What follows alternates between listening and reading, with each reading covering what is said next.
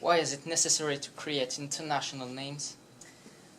When a product is launched internationally, you need to take into account all the different countries and languages in the countries where that product will be launched. So if a name works really well in one country, it won't necessarily work really well in another country. It might be hard to pronounce, it might have a negative connotation, and by choosing an international name, you avoid the risk of having to change the name after the product's launched. What, more than anything else, needs to be taken into account when creating an international brand name? More than anything else, you need to be very, very clear about which languages are going to be the priority, which countries are going to be the priority. What is the main difference in the process of creating an international name as opposed to a regional name?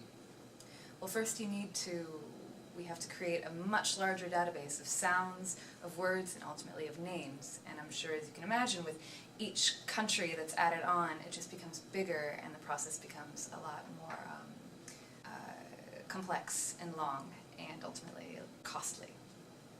What must one avoid when choosing an international brand name? Above all, you need to avoid choosing a name that's going to be too hard for certain native speakers to pronounce, too difficult to pronounce. You also need to avoid negative connotations in certain languages. For example, Toyota, they had a car called the MR2 everywhere in the world except in France, where it was pronounced MR2, which is not a nice word in French. So they avoided that crisis by having it called MR2 everywhere else in the world, except they just changed it to MR. In my opinion, you also need to avoid the mindset that English is necessarily an international language. Here in France, you'll see a lot of words ending in ing because it sounds English, like a pressing or a brushing, or words that sound English but don't mean anything. And when I see that as an Anglophone, it seems ridiculous to me.